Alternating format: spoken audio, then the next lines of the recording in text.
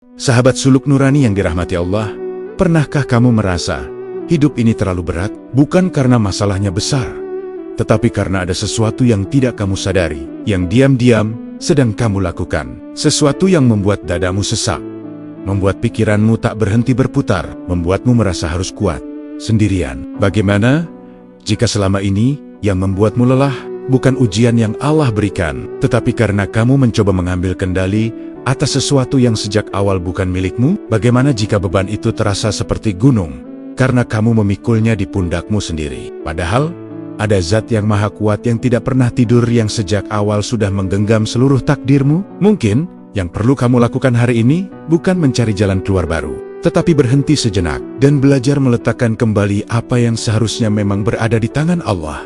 Dan jika kamu benar-benar memahami ini, cara pandangmu terhadap hidup tidak akan pernah sama lagi. Jika kata-kata ini menyentuh dadamu, jangan abaikan rasa yang sedang hadir. Mungkin itu bukan sekadar perasaan. Mungkin itu adalah panggilan halus agar kamu kembali belajar berserah.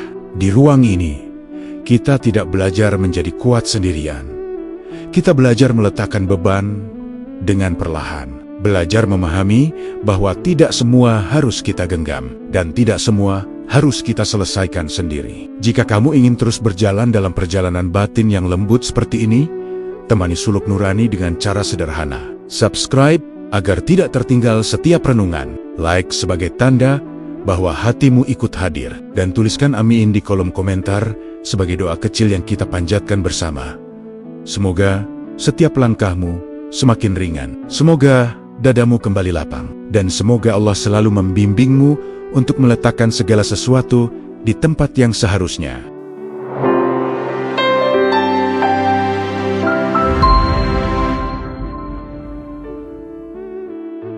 Pernahkah kamu merasa hidup ini begitu berat? Seolah dunia menekan dadamu tanpa jeda. Kamu bangun pagi dengan tubuh yang masih utuh, tetapi hati sudah terasa lelah. Pikiran berputar, bahkan sebelum hari benar-benar dimulai. Ada daftar kekhawatiran yang tidak pernah habis. Ada bayangan tentang masa depan yang belum tentu terjadi, tetapi terasa begitu menakutkan. Di titik itu, kamu mungkin bertanya, mengapa hidup terasa seberat ini? Seringkali kita mengira beban hidup datang dari masalah yang bertubi-tubi. Urusan pekerjaan, keluarga, keuangan, kesehatan, atau relasi yang tidak berjalan sesuai harapan. Namun, jika kita jujur menengok ke dalam, ada sesuatu yang lebih dalam dari sekadar masalah. Ada keyakinan tersembunyi bahwa kita harus mengendalikan semuanya sendiri. Bahwa jika kita tidak mengatur setiap detail, maka hidup akan berantakan.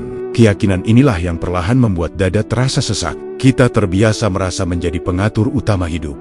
Kita ingin memastikan hasil sesuai dengan rencana. Kita ingin semua berjalan seperti yang sudah kita susun dengan hati-hati. Ketika ada satu saja yang melenceng, kegelisahan langsung tumbuh. Kita takut gagal, takut dipandang lemah, takut masa depan tidak sesuai harapan. Tanpa sadar kita memikul tanggung jawab yang sebenarnya bukan milik kita. Dan disitulah kelelahan mulai menggerogoti jiwa. Banyak orang berkata bahwa mereka sudah bertawakal. Mereka berdoa, mereka berusaha, mereka mengucap nama Allah dalam lisannya. Namun di dalam hati masih tersimpan kecemasan yang dalam.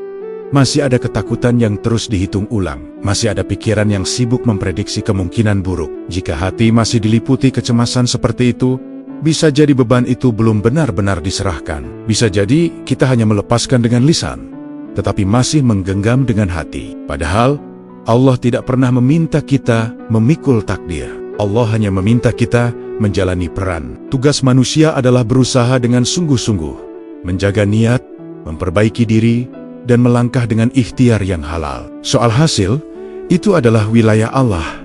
Ketika manusia mencoba mengambil alih wilayah itu dalam hatinya, kegelisahan menjadi konsekuensi yang tidak terhindarkan. Karena hati kecil kita tahu, kita tidak pernah benar-benar mampu mengendalikan semuanya. Hidup terasa berat ketika kita merasa sendirian. Kita merasa tidak ada yang benar-benar menjaga. Kita merasa semuanya tergantung pada kemampuan diri sendiri. Padahal, tidak pernah sekalipun Allah meninggalkan hambanya. Bahkan ketika kita merasa paling jauh darinya, pengaturan takdir tetap berjalan rapi dan sempurna. Tidak ada satupun kejadian yang lepas dari pengawasannya. Namun ketika hati jauh dari yakin, beban kecil pun bisa terasa seperti gunung. Makrifat mengajarkan bahwa sumber kelelahan bukanlah dunia, melainkan keterikatan hati pada dunia. Bukan beratnya ujian, tetapi beratnya rasa ingin menguasai hasil. Selama hati masih ingin memastikan segala sesuatu terjadi sesuai keinginannya, selama itu pula beban akan terus terasa. Karena kita sedang memegang sesuatu yang terlalu besar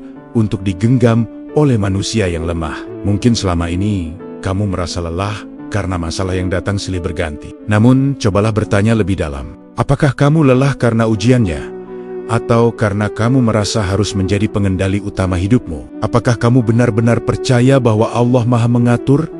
Atau kamu hanya percaya ketika hasilnya sesuai dengan rencanamu? Pertanyaan ini mungkin tidak nyaman, tetapi disitulah pintu pertama menuju ketenangan terbuka. Kesadaran bahwa sejak awal, semua sudah berada dalam genggaman Allah adalah awal dari kelegaan. Bukan berarti masalah akan langsung hilang. Bukan berarti hidup akan tiba-tiba tanpa ujian. Tetapi ada perubahan cara pandang yang membuat hati lebih ringan. Ketika kamu mulai menyadari bahwa tugasmu hanya berjalan, dan Allah yang menentukan sampai atau tidak, maka beban yang dulu menghimpit perlahan berubah menjadi ruang untuk bersandar. Hidup tidak pernah meminta kita menjadi kuat sendirian. Yang membuatnya terasa berat adalah ketika kita mengambil peran yang bukan milik kita. Dan mungkin hari ini adalah saat yang tepat untuk bertanya pada diri sendiri, sudahkah aku benar-benar menyerahkan apa yang memang seharusnya berada di tangan Allah? Setelah menyadari bahwa sumber kelelahan seringkali bukan pada masalahnya, melainkan pada keinginan untuk mengendalikan hasil, pertanyaan berikutnya adalah tentang tawakal. Mengapa kita masih cemas, padahal sudah berdoa? Mengapa hati tetap gelisah, meski sudah berusaha semaksimal mungkin? Disinilah kita perlu membedakan antara tawakal yang kita ucapkan dan tawakal yang benar-benar hidup di dalam jiwa. Banyak orang mengira tawakal berarti pasrah tanpa usaha, seolah-olah menyerahkan kepada Allah berarti berhenti bergerak. Padahal tawakal bukanlah alasan untuk bermalas-malasan, dan bukan pula pembenaran untuk menyerah sebelum berjuang. Tawakal justru lahir setelah ikhtiar dilakukan dengan sungguh-sungguh. Ia adalah keadaan hati yang tetap tenang setelah semua yang bisa dilakukan telah dilakukan. Kesalahan yang sering terjadi adalah kita tetap menggantungkan hati pada hasil. Kita bekerja keras bukan hanya karena ingin melakukan yang terbaik, tetapi karena takut gagal. Kita berdoa bukan hanya karena ingin dekat dengan Allah, tetapi karena ingin memastikan keinginan kita terkabul. Ketika hasilnya tidak sesuai rencana, hati langsung kecewa. Ini pertanda bahwa sandaran kita masih pada hasil, bukan pada Allah. Berharap kepada hasil selalu menyimpan risiko kekecewaan, karena hasil tidak pernah sepenuhnya berada dalam kendali kita. Namun berharap kepada Allah menghadirkan ketenangan yang berbeda. Ketika seseorang benar-benar berharap kepada Allah, ia percaya bahwa apapun keputusannya pasti mengandung hikmah. Walaupun akal belum mampu memahaminya saat ini, ia tetap yakin bahwa tidak ada takdir yang salah. Tawakal yang benar berarti memindahkan pusat kepercayaan, bukan lagi kepada kemampuan diri, bukan kepada rencana yang disusun dengan sangat rinci, bukan pula kepada pengakuan manusia. Pusat kepercayaan itu dipindahkan kepada Allah yang Maha Mengatur. Selama pusat itu masih berada pada diri sendiri, beban akan tetap terasa berat, karena kita sedang menggantungkan ketenangan pada sesuatu yang rapuh. Mengalihkan beban hidup berarti berhenti memaksa takdir mengikuti keinginan kita. Ini bukan berarti kita tidak boleh berharap. Berharap adalah bagian dari doa, dan harapan adalah tanda bahwa kita masih hidup. Namun, berharaplah kepada Allah, bukan kepada hasil tertentu. Ketika pintu yang kita inginkan tertutup, hati yang belum bertawakal akan dipenuhi amarah dan penolakan. Sedangkan hati yang bertawakal akan berkata, mungkin Allah sedang menyiapkan pintu lain yang lebih baik. Makrifat mengajarkan bahwa kegagalan di mata manusia bisa jadi kemenangan di sisi Allah, dan keberhasilan yang tampak gemilang bisa saja menjadi ujian yang berat di akhirat. Jika seseorang hanya menilai hidup dari apa yang terlihat, ia akan mudah terombang-ambing oleh keadaan. Tetapi jika ia menilai hidup dari sudut pandang iman, ia akan lebih stabil. Karena yang ia cari bukan sekadar keberhasilan dunia, melainkan keridaan Allah. Ujian tawakal yang sebenarnya muncul ketika kenyataan berbeda dari harapan. Mudah mengatakan percaya saat semua berjalan lancar. Mudah mengucap insya Allah ketika peluang terbuka lebar. Namun ketika rencana gagal, ketika doa belum terlihat jawabannya, disitulah kualitas tawakal diuji. Apakah kita tetap percaya atau mulai meragukan kebijaksanaan Allah, hati yang belum bertawakal akan gelisah sebelum keputusan turun dan tetap gelisah setelah keputusan ditetapkan. Ia sibuk memikirkan kemungkinan buruk sebelum terjadi, lalu sibuk menyesali setelah kenyataan datang. Sedangkan hati yang bertawakal tenang sebelum hasil datang dan rida setelah hasil ditetapkan. Ia tetap berusaha tanpa kehilangan kedamaian, tetap bergerak tanpa kehilangan keyakinan. Tawakal yang benar tidak menghilangkan rasa sedih, tetapi menguatkan cara kita memandangnya. Tidak menghapus rasa takut, tetapi menenangkan gejolaknya. Karena di dalamnya ada keyakinan bahwa Allah tidak pernah salah mengatur kehidupan hambanya. Dan ketika keyakinan itu tumbuh semakin dalam, langkah pun menjadi lebih ringan. Bukan karena masalahnya kecil, tetapi karena hati telah menemukan tempat bersandar yang tidak pernah mengecewakan. Memahami tawakal saja belum cukup jika tidak dilatih dalam keseharian. Hati manusia mudah kembali ingin mengendalikan, ingin memastikan, ingin merasa aman dengan caranya sendiri. Karena itu mengalihkan beban hidup ke tangan Allah bukanlah satu keputusan yang selesai dalam sehari. Ia adalah latihan batin yang diulang setiap kali kecemasan datang. Langkah pertama dimulai dari kesadaran. Setiap kali hati mulai gelisah, setiap kali pikiran berputar memikirkan kemungkinan buruk, berhentilah sejenak. Jangan langsung mengikuti arus pikiran itu. Sadari bahwa kecemasan sedang muncul. Tarik napas perlahan dan akui dalam hati bahwa kamu tidak sedang menghadapi kenyataan, melainkan bayangan yang belum tentu terjadi. Di saat seperti itulah kamu bisa berkata dalam diam, "Ya Allah, Engkau yang mengatur segalanya. Engkau yang lebih tahu apa yang akan terjadi." Seringkali beban bukan berasal dari kenyataan, tetapi dari imajinasi tentang masa depan. Kita takut pada sesuatu yang belum ada. Kita lelah oleh kemungkinan yang belum tentu menjadi nyata. Ketika kesadaran ini tumbuh, hati mulai memahami bahwa tidak semua yang dipikirkan harus dipikul. Ada bagian yang memang bukan tanggung jawab kita, dan bagian itulah yang perlu dikembalikan kepada Allah. Latihan berikutnya adalah membedakan dengan jelas antara wilayah ikhtiar dan wilayah takdir. Ikhtiar adalah bagian yang bisa kita lakukan. Bekerja dengan jujur, belajar dengan sungguh-sungguh, memperbaiki sikap, memperbanyak doa, itu adalah tanggung jawab manusia. Tetapi hasil dari semua itu bukan wilayah kita. Ketika seseorang terus memikirkan hasil seolah ia bisa menentukannya, ia sedang memikul beban yang bukan haknya. Banyak kelelahan muncul karena kita mencampur adukan keduanya. Kita sudah berusaha, tetapi masih terus mengulang-ulang di kepala, bagaimana jika gagal, bagaimana jika ditolak, bagaimana jika tidak sesuai harapan. Padahal, setelah ikhtiar dilakukan, bagian kita telah selesai. Sisanya adalah keputusan Allah.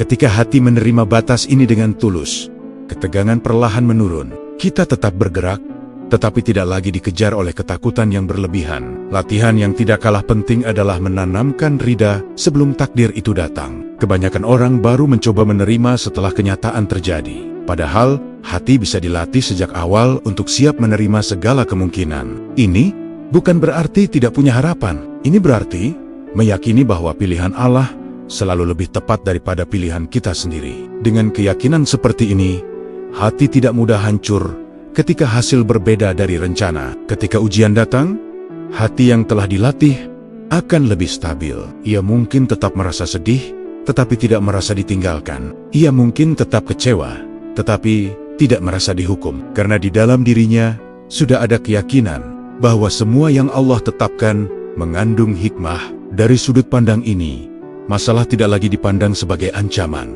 melainkan sebagai bagian dari proses pendewasaan roh. Zikir juga menjadi latihan yang sangat kuat, bukan sekadar ucapan di lisan, tetapi pengingat kesadaran bahwa Allah selalu hadir. Ketika seseorang membiasakan diri mengucap hasbunallah dengan penuh keyakinan, kalimat itu perlahan menjadi cahaya di dalam dada. Ia mengingatkan bahwa Allah sebaik-baik tempat bersandar, dan hati yang sering mengingat Allah akan lebih mudah melepaskan kecemasan dibanding hati yang jarang menyebut namanya. Semakin sering seseorang melatih dirinya untuk kembali kepada Allah, setiap kali cemas muncul, semakin cepat pula ia mampu mengalihkan beban sebelum berubah menjadi gunung yang menghimpit. Masalahnya mungkin masih sama, tantangannya mungkin belum selesai.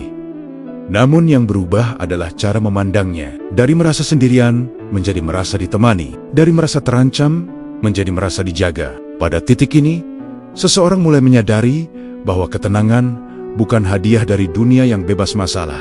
Ketenangan adalah anugerah bagi hati yang yakin kepada Tuhannya. Beban tidak selalu hilang, tetapi hati menjadi lebih kuat tanpa kehilangan kelembutannya. Dan dari latihan-latihan sederhana inilah, perjalanan makrifat mulai terasa nyata dalam kehidupan sehari-hari. Setelah hati mulai dilatih untuk membedakan antara ikhtiar dan takdir, muncul pemahaman baru tentang ujian. Selama ini, kita sering menganggap masalah sebagai tanda Allah sedang menjauh. Ketika doa belum terjawab, ketika usaha tidak membuahkan hasil, ketika kehilangan datang tanpa peringatan, hati mudah berprasangka bahwa kita ditinggalkan. Padahal bisa jadi justru di saat itulah Allah sedang memanggil kita lebih dekat. Manusia memiliki kecenderungan merasa cukup ketika hidup terasa nyaman. Saat rezeki lancar, hubungan harmonis, dan rencana berjalan sesuai harapan, kita jarang bertanya tentang makna di baliknya. Kita menikmati, tetapi tidak selalu mendekat. Kenyamanan sering membuat hati lengah. Karena itu ujian kadang hadir bukan untuk menghancurkan,